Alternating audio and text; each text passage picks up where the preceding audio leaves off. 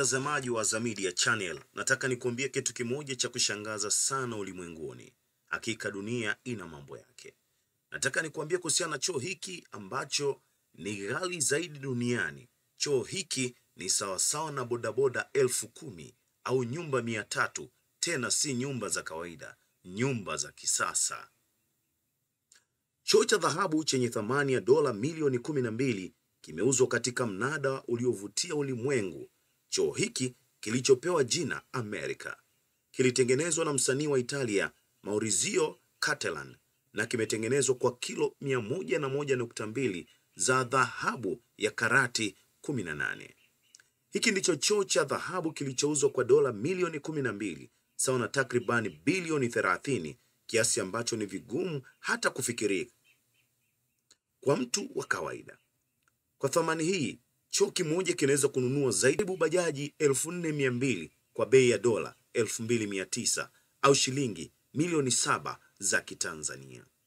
Kwa upande wa makazi, fedha hiyo inaweza kujenga takribani nyumba 600 za kiwango cha kati zenye thamani ya dola 2,500 au zaidi ya nyumba 300 za kisasa zenye thamani ya dola 41,000 au shilingi milioni 100 za Kitanzania kila moja.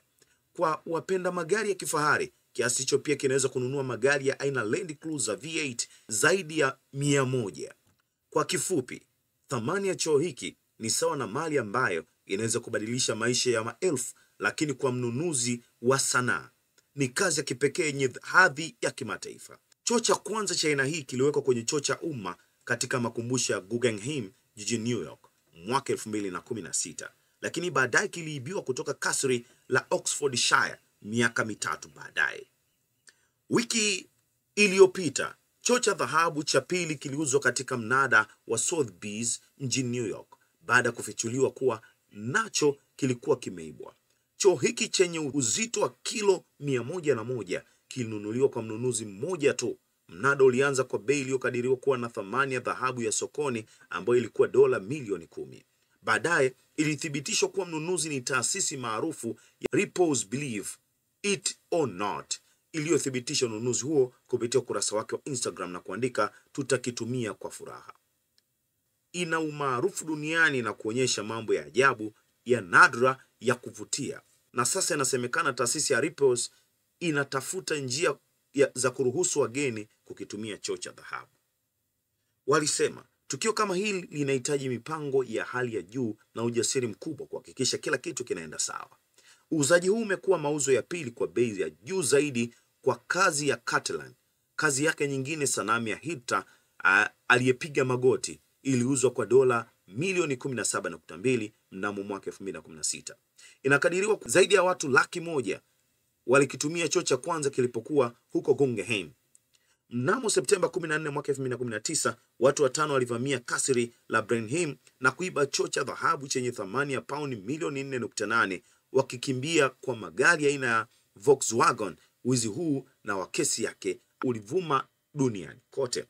Mnamo mwaka 2024, James Sheen ambaye anakadiriwa kuwa na umri wa miaka 40 alikiri wizi wa umiliki wa mali ya wizi, huku Michael Jones mwenye umri wa miaka 39 akikiri wizi mnamo Machi baada ya kukamatwa mapema mwaka huo.